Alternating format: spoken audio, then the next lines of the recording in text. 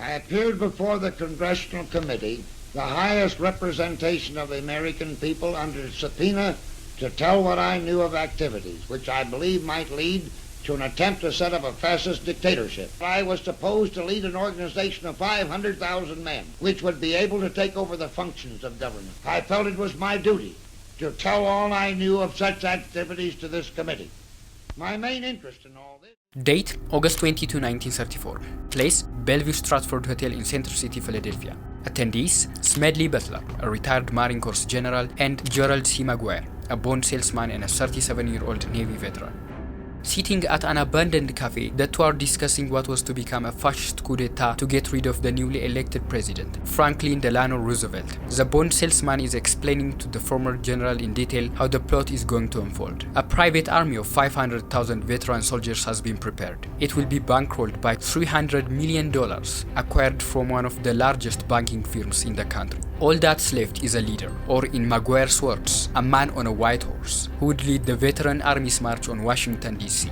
Maguire makes his demands clear. He wants the legendary former Marine to be that person. He wants Butler to be the man on a white horse. This was supposed to be the final discussion on what was to become a fascist takeover of the US government.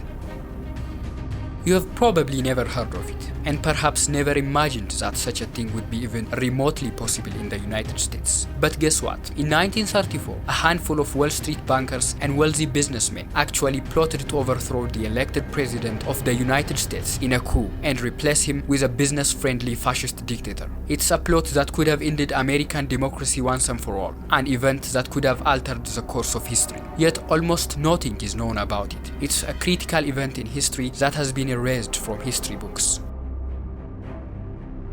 I want to tell you that story. The story of how a handful of powerful business interests attempted to overthrow an elected president of the most powerful country on earth. How a powerful country built upon democratic values came so close to being seized by a fascist dictatorship. And how the bravery and integrity of one patriotic American saved that nation and probably all of the world from a monumental catastrophe.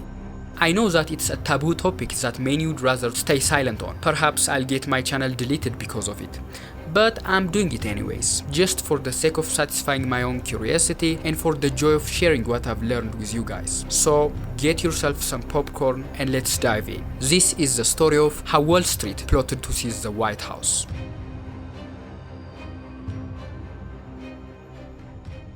The year 1929 marked the beginning of the Great Depression in America. The Great Depression was a period of intense economic dysfunction in the United States and throughout much of the Western world. Tens of millions of Americans had lost their jobs and hundreds of thousands of farmers were forced to foreclose their farms. It was a time of great desperation in the United States. Then came this president named Franklin Delano Roosevelt, promising to fix everything. He passed regulations to curb reckless speculative activities of the banks and a huge spending plan to revitalize the economy and create jobs. This plan was known as the New Deal, but the bankers saw it as a threat to their financial interests. The big banks that were profiting immensely from the reckless speculation were alarmed by FDR's new economic plan. Wealthy people slammed it as none other than a socialist plan under a different name.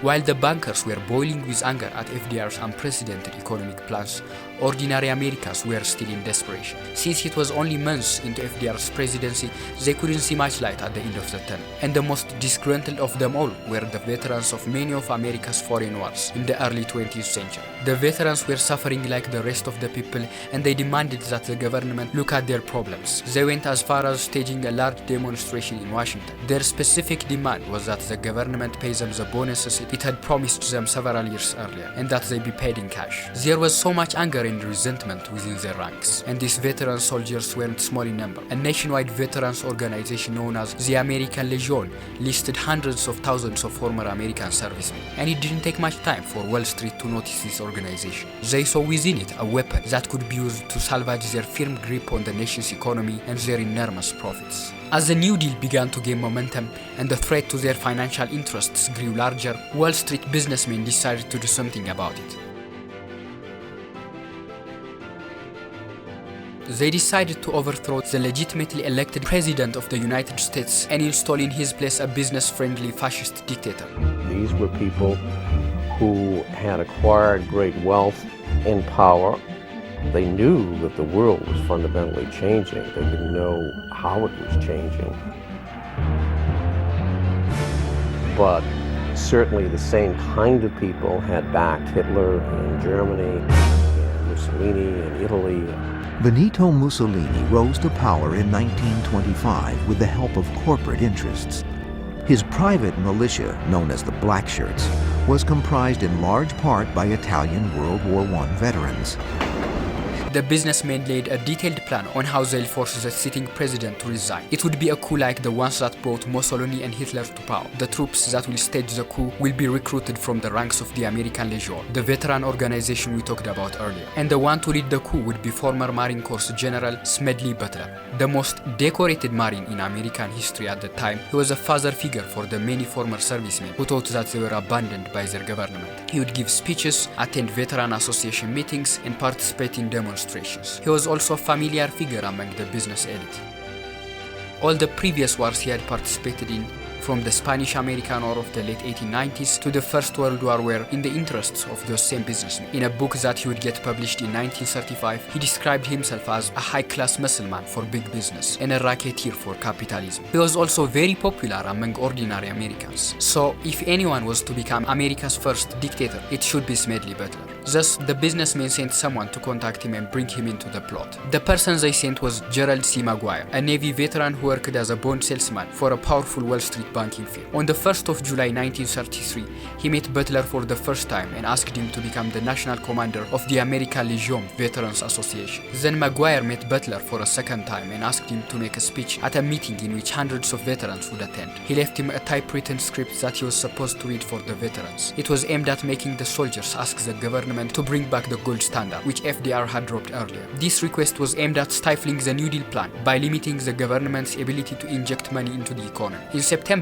while Butler was attending a Veterans Association meeting, Maguire visited his hotel room and left him $18,000 in cash, roughly $412,000 in today's money. In 1934, Maguire traveled to Europe to study the different types of fascist movements that were gathering pace there. He was particularly interested in a French organization named Coup.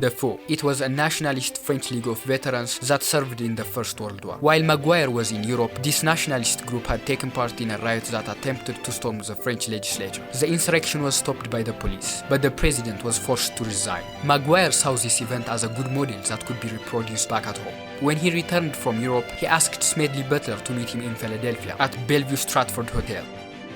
On the 22nd of August 1934, the two sat for a coffee and Maguire started to outline the final plan. The Marine would lead 500,000 veterans in a march on Washington, blending the Coup assault on the French legislature with the March on Rome that brought Mussolini to power in Italy a decade earlier. The troops would be financed and armed by some of the most powerful corporations in America. This powerful group was organized as a conservative lobby group named American Liberty League. The members of the group had $40 billion in combined assets, which would be more than $844 billion in today's money. This group had allocated a total of $300 million to finance Butler's march on Washington, D.C. Adjusted for inflation, it would be roughly $6.9 billion in today's money. Everything was prepared. Butler would organize the 500,000 veteran soldiers and march on Washington, D.C. to force FDR to resign. If FDR resigns peacefully, he was to be kept as a figurehead. Otherwise, Butler's army would resort to other, more violent measures. After getting rid of FDR, Butler was to hold near absolute power under the title of Secretary of General Affairs. He was to become America's first Caesar, in the general's own words. In addition, Butler's mortgage and his children's college education would be paid for. Just so that you can understand how large this army of 500,000 was, the size of the federal army at the time was only 130,000 soldiers. If Butler marched on Washington with such a huge army and with so much financial resource at hand, he would have taken Washington without firing a shot. After he explained a detailed outline of the plot, Maguire asked Butler if he was interested in leading this historic coup. To the salesman's shock, Butler outright rejected the offer. The general told Maguire, and I'll quote it word for word, "If you get these 500,000 soldiers advocating anything smelling of fascism, I'm going to get 500,000 more and lick the hell out of you, and we'll have a real war right at home."